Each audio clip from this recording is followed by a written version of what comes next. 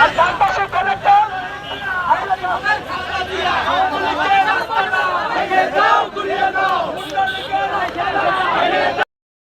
নির্বাচন বিশৃঙ্খলা করার জন্য একটি মহল একটি বিশৃঙ্খলা সৃষ্টি করার পায়তারা করছে। আমরা জিয়া সৈনিকরা বেঁচে থাকতে এই বাংলার মাটিতে কোন ষড়যন্ত্র করতে দেব না। তাই আমি বলতে চাই, আমি যুব দলের নেতৃবৃন্দকে বলতে চাই, আপনারা সজাগ থাকবেন, প্রস্তুত থাকবেন। 1 ঘন্টার নোটিশ আমাদের রাজপথে নামতে হবে, সেইভাবে মানসিক প্রস্তুতি সক্রিয় থাকতে হবে ইনশাআল্লাহ। আমার সুস্বাস্থ্য কামনা করে আমি বক্তব্য শেষ করছি। বাংলাদেশ জিন্দাবাদ, বাংলাদেশ জাতীয়তাবাদী যুব দল জিন্দাবাদ, শহীদ জিয়া ফারুক, দেশের খালেদা জিয়া জিন্দাবাদ, তারেক রহমান জিন্দাবাদ। সবাইকে ধন্যবাদ। আসসালামু আলাইকুম। বিসমিল্লাহির রহমানির রহিম। উপস্থিত আজকের সভার সম্মানিত সভাপতি, ফজলুল থানা বিএনপির সংগ্রামী সভাপতি নজরুল ইসলাম টিটু ভাই সহ ফজলুল থানা বিএনপি জেলা যুবদল ছাত্রদল সহ বিভিন্ন স্তরের নেতৃবৃন্দ, আসসালামু আলাইকুম। আপনারা জানেন গতকাল যে একটি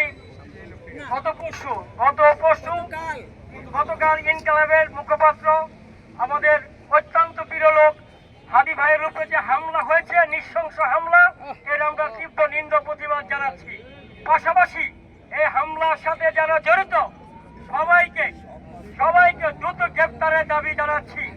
আমরা যেই ব্যাপক প্রশাসনকে আমরা বলতে চাই, মাটির নিচের থেকে হলেও এই সন্ত্রাসীদেরকে গ্রেপ্তার করা হোক।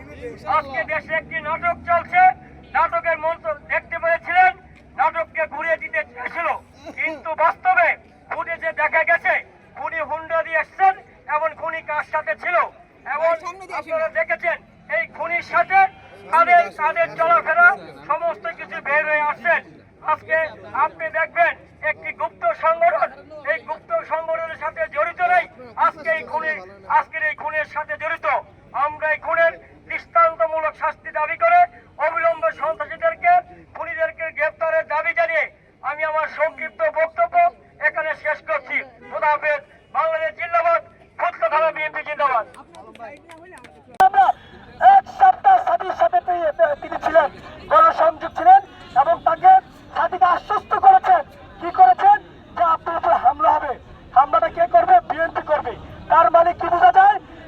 যারা বিএনপি নিয়ে কথা বলে, বিএনপির বিরুদ্ধে কথা বলেছেন, তারাই সাথীকে হত্যা করেছে। স্পষ্ট আমরা বুঝতে পারি, তাই না? আমরা যারা রাজনীতি করি কিছুটা হলেও জ্ঞান অর্জন করে থাকতে পারি।